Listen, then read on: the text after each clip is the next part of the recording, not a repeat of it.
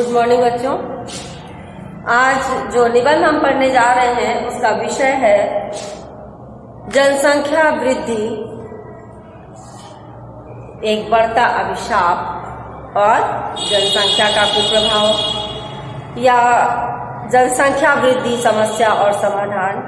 कई शीर्षक में निबंध इसके आते हैं। जनसंख्या वृद्धि एक समस्या, बढ़ती आबादी समस्या और समाधान, ये सारी हेडिंग है, लेकिन निबंध हमारा एक ही है। तो हम सबसे पहले हेडिंग डालते हैं जनसंख्या वृद्धि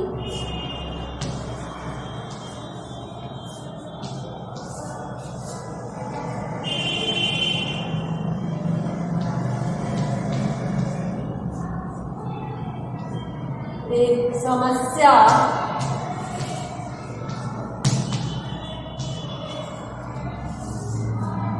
जनसंख्या वृद्धि एक समस्या और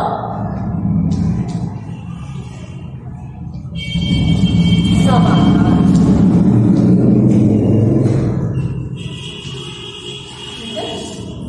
जनसंख्या वृद्धि एक समस्या और समाधान। तो जैसा बच्चों पहले ही बताया, सबसे पहले हम क्या लिखते हैं? हेडिंग प्रस्तावना। रूपरेखा के अंतर्गत ही आएगा। रूपरेखा में पहली हेडिंग है हमारी प्रस्तावना।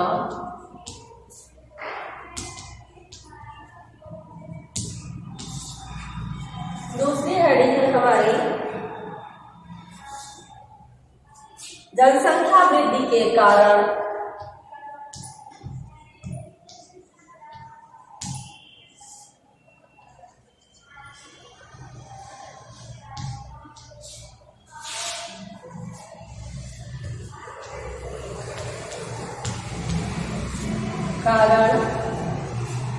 जनसंख्या वृद्धि से उत्पन्न होने वाली समस्याएं,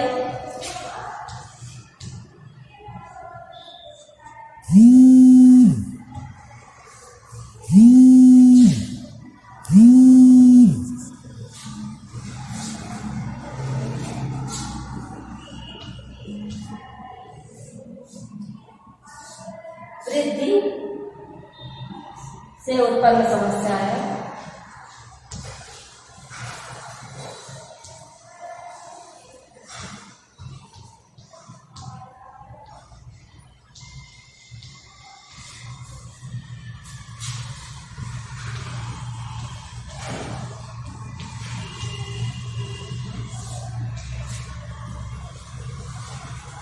चौथी हेडिंग है बेटा हमारी जनसंख्या वृद्धि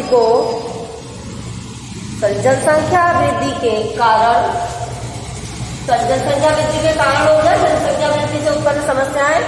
और चौथी हेडिंग है आपका जनसंख्या वृद्धि को नियंत्रित करने के उपाय।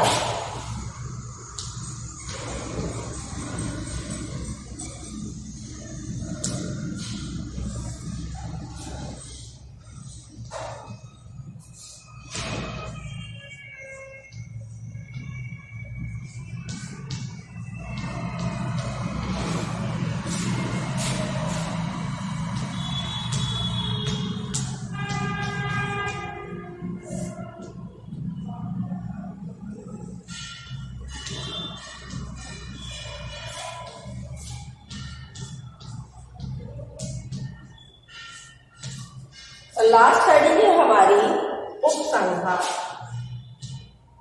5 नंबर हेडिंग है उपसंहार।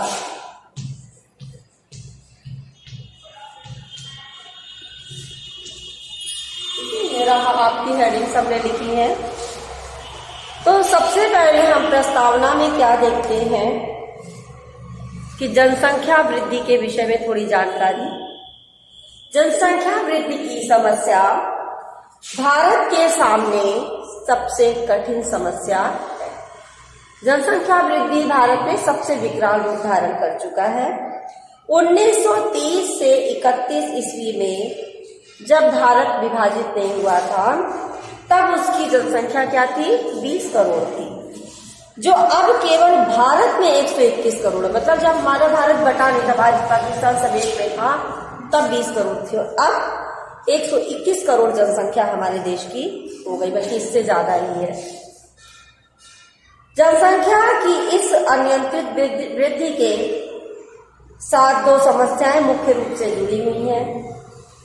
एक तो सीमित भूमि, दूसरा सीमित आर्थिक संसाधन। देखिए बेटा, एक छोटी सी बात समझ लीजिए आप कि मान लीजिए आपके पास 100 गज की भूमि है, आप उसमें एक कमरा बनवा करके अपने लिए सेपरेट बनवाते हो, लैट्रिन बाथरूम किचन, तो आपके पास थोड़ी जगह बच जाती है, आप उसमें कुछ बो सकते हो, कुछ उगा सकते हो। बहुत छोटे में उदाहरण दे रहे हैं। वहीं आपके घर में एक और परिवार है तो कम से कम एक और कमरा आपको उसके लिए चाहिए। वैसे तो आपके पर्याप्त जगह चाहिए, एक छोटा सा उदाहरण हम दे रहे हैं कमरे का। फिर और जनसंख्या बढ़ी, एक कमरा और, तो क्या होता जाएगा, भूमि कम होती जाएगी। जहां आप खेत का उत्पादन कर रहे थे, सब्जी या फल उगा रहे थे, वो जगह खत्म होती जाएगी, कमरे बढ़ते जाएंगे। इसी तरह आप समझ लीजिए देश हमारा एक भूमि है जिसमें जनसंख्या बढ़ने के साथ साथ क्या होता है, वो खेत के जो हमारे खेत है, जो हमारा खेत का स्थान, वो धीरे धीरे मकानों में परिवर्तित हो जा रहा है। जिससे क्या होता है कि जनसंख्या तो बढ़ रही है और भूमि मकान बन जाने के कारण कम पड़ जा रही है। तो उत्पादन कितना भी होगा लेकिन जनसंख्या वृद्धि के लिए पूरा नहीं पड़ेगा। इसलिए कह रहे हैं कि जो समस्या है दूसरी, आर्थिक संसाधन। जिसको देखो वो एक ही रोना रोता है, नौकरी नहीं मिलती। नौकरी कैसे मिलेगी? जब इतनी अधिक जनसंख्या हो जाएगी तो कहाँ से नौकरियां आएंगी, ये भी तो सोचिए। कहाँ से हम संसाधन उत्पन्न करेंगे? एक घर का एक व्यक्ति नौकरी करता है, एक पोस्ट पे, 4 जगह में 4 लोग, 4 परिवार के बैठे हैं, लेकिन एक घर में ही अगर 10 लोग हैं और 10 सीट उसने ले ली तो बाकी कहाँ जाएंगे? तो हमारे जो संसाधन है वो पैसे कमाने के, जो नौकरी है वो सीमित है। अनेक और भी समस्या जुड़ी हुई हैं। समस्त नागरिकों की शिक्षा। पहले बेटा केवल सरकारी विद्यालय होते थे, लोग वहीं पढ़ते थे और हो जाता था काम उनका। कुछ छोटे मोटे विद्यालय होते, धीरे धीरे सरकारी विद्यालयों की संख्या कम पड़ती चली गई और प्राइवेट स्कूल बढ़ते चले गए। क्यों? अगर हम सभी एक संकल्प ले लें कि प्राइवेट स्कूल में नहीं पढ़ना है तो सरकारी विद्यालय में सारे बच्चे नहीं पढ़ सकते बेटा, वहां इतनी जगह नहीं है कि पूरी जनसंख्या को पढ़ाया जा सके। तो हमारी शिक्षा की समस्या आ गई। स्वच्छता की समस्या। एक घर का कूड़ा एक डब्बा निकला, अगर हम वही अगल बगल 4 घर है तो 4 डब्बे कूड़ा निकला, तो निश्चित सी बात है गंदगी ज्यादा फैलती है, सफाई की समस्या उत्पन्न होती है। इसके बाद जो एक बात है वो ये चिकित्सा की समस्या। आज अगर किसी गवर्नमेंट हॉस्पिटल में जाइए तो जनसंख्या अधिक होने के कारण इतनी लंबी लाइन होती है कि वहां आप चाह के भी अपनी चिकित्सा नहीं करा पाते, बल्कि प्राइवेट हॉस्पिटल्स में भी कई दिन तक नंबर लगाना पड़ता, तब जाकर के कहीं आपका नंबर आता है। ऐसा क्यों होता है? क्योंकि जनसंख्या बहुत अधिक हो गई है, उसके हिसाब से डॉक्टर्स नहीं हो पा रहे हैं, नहीं पूरा पड़ता है। तो क्या होता है कि हमें अधिक से अधिक फीस भी देनी पड़ती है प्राइवेट हॉस्पिटल से और हम उसकी सुविधा भी पूर्ण रूप से नहीं ले पाते हैं। तो इस तरह से हमारे लिए उचित वातावरण उत्पन्न नहीं हो पाता है। इन समस्याओं का निदान न होने के कारण, निदान माने निराकरण, समस्या का न होने के कारण भारत क्रमशः एक अजायब घर बनता है। जैसे चिड़ियाघर होता है ना, थोड़ी थोड़ी दूर पे एक डब्बा बनता रहता है, उसमें चिड़िया और जानवर बन रहते हैं, उसी तरह से हमारा भारतवर्ष भी डब्बों में बढ़ता चला जा रहा है। पहले तो मकान हुआ करते थे, अब बेटा मकान के लिए भी भूमि कम पड़ जा रही है। सारी भूमि अगर मकान बनेगा तो खाएंगे क्या? देखिए फ्लैट का निर्माण होने लगा, एक के ऊपर एक मकान बनते जा रहे, 35 मंजिल 36 मंजिल। क्यों हो रहा है? क्योंकि सबको रहने के लिए जगह चाहिए और सारी भूमि पे हम मकान नहीं बना सकते, तो हम ऊपर आकाश की ओर मकान बनाते चले जा रहे हैं। उसके बाद में हर जगह देखिए अभाव दिखाई देता है, अस्वच्छता दिखती है और अवशिष्ट परिवेश जो होता है, जो गंदा परिवेश होता है, अशिष्ट अश्लील परिवेश, गंदा परिवेश, वो क्या है? किसी भी संवेदनशील व्यक्ति को विरक्ति होती, उसे लगता कहाँ हम रह रहे हैं इस गंदगी में, और मातृभूमि की यह दशा लज्जा का विषय बन जाती है। हमारी भारत भूमि की ये स्थिति हो रही है, वास्तव में हमारे लिए लज्जा का विषय है। तो बेटा जनसंख्या वृद्धि के कारण क्या है? ऐसे तो भौगोलिक कारण आर्थिक कारण, कई कारण है, भौगोलिक कारण, कहीं कहीं की जलवायु गर्म है इसलिए वहाँ पे जनसंख्या वृद्धि ज़्यादा होती है। कहीं कहीं पे आर्थिक कारण, जैसे कुछ लोगों का मानना है कि हमारे घर में ज़्यादा पुत्र होंगे तो सब मिलके कमाएंगे तो हमारी आर्थिक समस्या दूर हो जाएगी। इस तरह की विचारधाराओं के कारण भी जनसंख्या बढ़ती है। आश्रम व्यवस्था द्वारा मनुष्य के व्यक्तिगत और सामाजिक जीवन को नियंत्रित और व्यवस्थित किया गया था। देखिए प्राचीन काल में भारत में क्या था, आश्रम व्यवस्था थी, ठीक है ना, वानप्रस्थाश्रम, गृहस्थाश्रम, आपका ब्रह्मचर्य आश्रम, 4 आश्रम बांट दिए गए थे, जिससे क्या होता था कि एक सीमित समय के लिए लोग गृहस्थ में होते थे और जनसंख्या नियंत्रित होती थी। अब क्या है, 100 वर्ष की संभावित आयु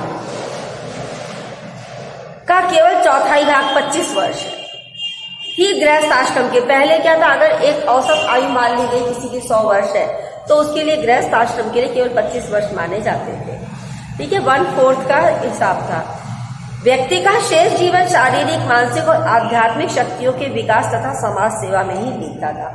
गृहस्थ जीवन में भी संयम पर बल दिया जाता था।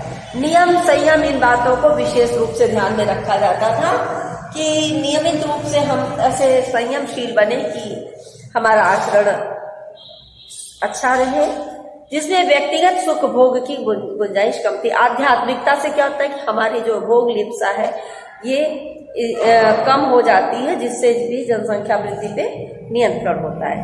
आध्यात्मिक वातावरण के चारों ओर व्याप्ति के कारण लोगों की स्वाभाविक प्रवृत्ति ब्रह्मचर्य, संयम और साधे जीवन की ओर होती थी। उस समय विशाल भूमि भाग जंगल से भरा हुआ था, नगर कम थे, अधिकांश लोग ग्रामों में या ऋषियों के आश्रमों में रहते थे, जहां प्रकृति के निकट संपर्क में उनमें सात्विक भावों का संचार होता था। आज परिस्थितियां उल्टी हैं, आश्रम व्यवस्था नष्ट हो चुकी है, युवा अवस्था से लेकर मृत्यु पर्यंत गृहस्थ बने रहते हैं, हम घर को छोड़ नहीं पाते हैं, संन्यास तो हम लोग ले ही नहीं पाते हैं, जिससे संतानोत्पत्ति में निरंतर वृद्धि हुई। कह रहे लगातार गृहस्थ आश्रम में रहने के कारण संतान की उत्पत्ति में वृद्धि होती जा रही है। दूसरे, हिंदू धर्म में पुत्र प्राप्ति को मोक्ष या मुक्ति में सहायक मानते कि एक सबसे बड़ी कुरीति क्या हमारे हिंदू धर्म में कहते हैं पुत्र ही है जो माता पिता को मोक्ष प्रदान करता है। इस वजह से एक पुत्र की लालसा में जनसंख्या बढ़ती चली जाती। किसी की 4 पुत्रियां हो गई, एक और बेटा हो जाए, बेटा होने के चक्कर में उनके क्या होती 5-5, 6-6 बेटियां हो जाती। किसी क्या बेटे होते तो भी सोचते एक बेटा और इस चक्कर में क्या होता है भारत की जनसंख्या बढ़ती चली जाती है। और इस तरह से जो है संतानोत्पत्ति का क्रम जारी रहता, पुत्रियों के जन्म के बाद भी जनसंख्या बढ़ती है। गांवों की लगातार उपेक्षा के कारण वहां विकास का अवसर उपलब्ध नहीं होता है और इस वजह से ग्रामीण युवक भी जो है वो शहरों की ओर चले जाते हैं, जिससे ग्राम प्रधान भारत शहरीकरण का कारण बनता जा रहा है। शहर जो है स्वस्थ मनोरंजन साधन की कमी के कारण लोग प्रायः सिनेमा और दूरदर्शन पर आश्रित होते जा रहे हैं। लोग उसी में घिरे रहते हैं कि पिक्चर देख लिया, घूम लिया, फिर लिया, तो इसमें अपना समय बर्बाद करते रहते हैं। और जो कृत्रिम पाश्चात्य जीवन, जो नकली जीवन, हम दिखावे का जीवन जी रहे हैं, इसमें क्या होता है कि वासना उभरती जाती है और बहुत अधिक संतान उत्पन्न होती है। बाल विवाह, देखिए कम उम्र में शादी होना भी एक कुरीति है। कम उम्र में शादी होती है तो निश्चित सी बात है एक लड़की 14 या 15 साल की उम्र, भले ही वो कमजोर होती, माँ बनने की स्थिति में आ जाती है और 50 वर्ष की अवस्था, 45 वर्ष की अवस्था तक उसमें बच्चों को जन्म देने की क्षमता निरंतर बनी रहती है। इसके कारण भी जनसंख्या वृद्धि होती है। रूढ़िवादिता, अभी हमने आपको बताया कि रूढ़िवादी विचारधारा की पुत्र चाहिए, इसलिए भी पुत्रियों की उत्पत्ति होने से बहुत अधिक संख्या बढ़ जाती है। तो बेटा ये जो गर्म जलवायु, कहीं कहीं की जलवायु ऐसी है जिसके कारण लोगों में बहुत अधिक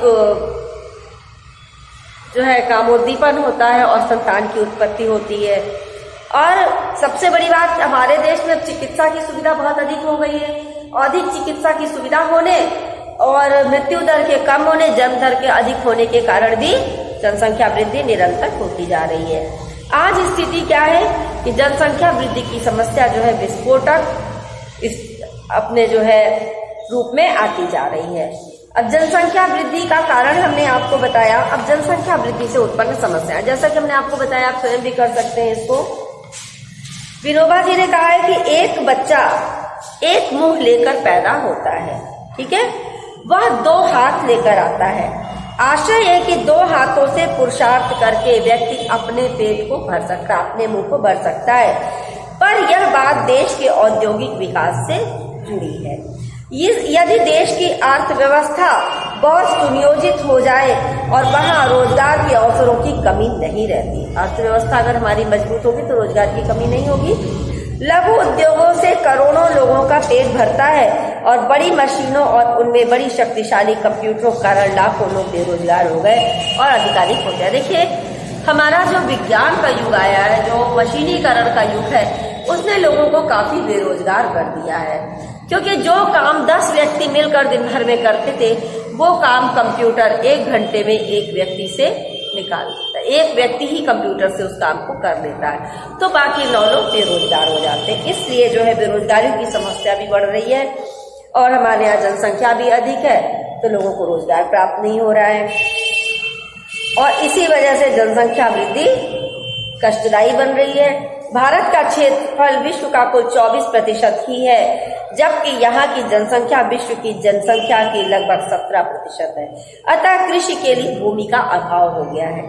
इसके परिणाम स्वरूप भारत की सुख समृद्धि में योगदान करने वाले अमूल्य जंगलों को काटकर लोग उससे प्राप्त भूमि पर खेती करते जा रहे हैं, जिससे अमूल्य वन संपदा का विनाश, दुर्लभ वनस्पतियों का अभाव, पर्यावरण प्रदूषण की समस्या, वर्षा पर कुप्रभाव, अमूल्य जंगली जानवरों के वंशलोप का भय उत्पन्न होता जा रहा है।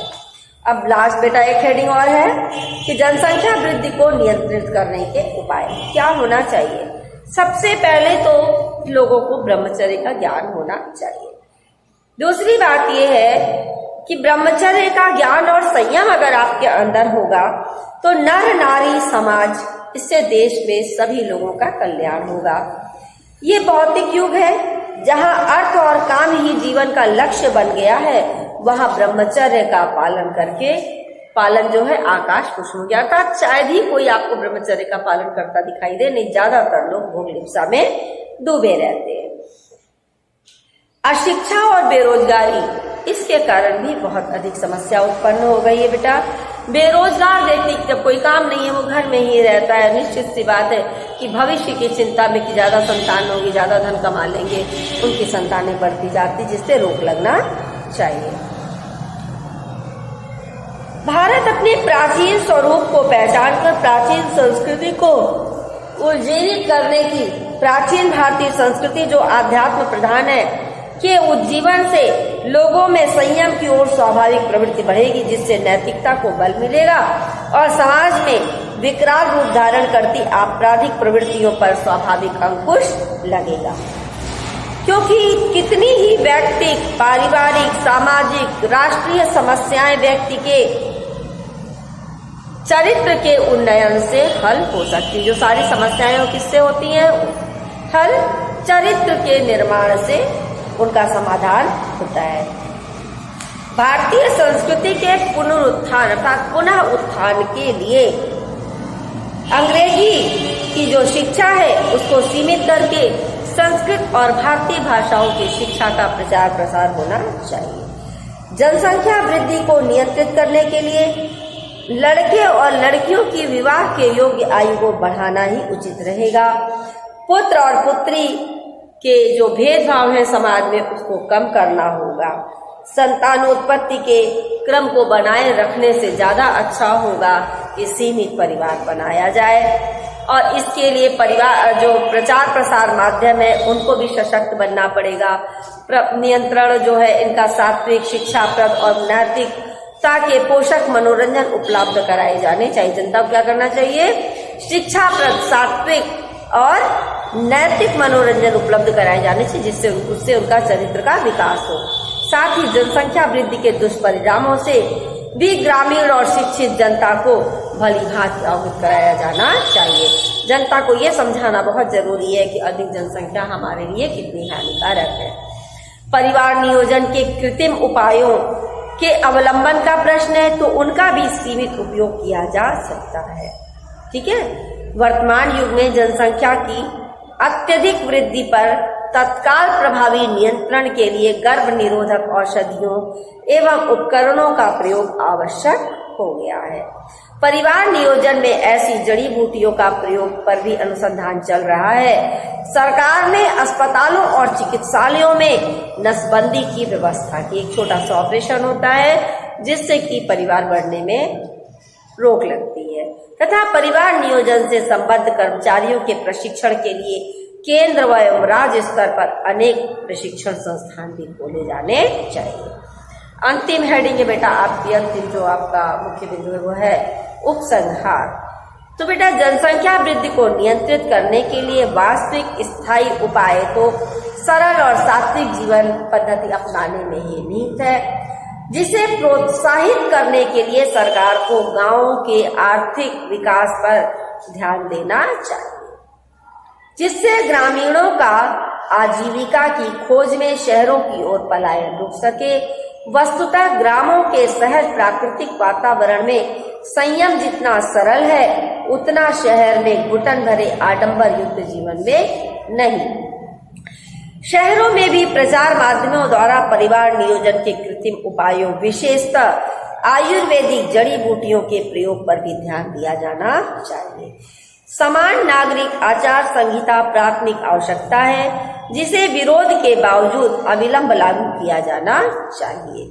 निष्कर्ष रूप में कहा जा सकता है कि जनसंख्या वृद्धि की दर को घटाना आज के युग की सबसे बड़ी मांग है, सर्वाधिक जोरदार मांग है। इसकी उपेक्षा करना आत्मघाती है। तो बच्चों इस निबंध को आप लोग कॉपी में जरूर लिखेंगे, इसको समझेंगे और इसका लाभ उठाएंगे, इसका प्रचार करेंगे। Thank you.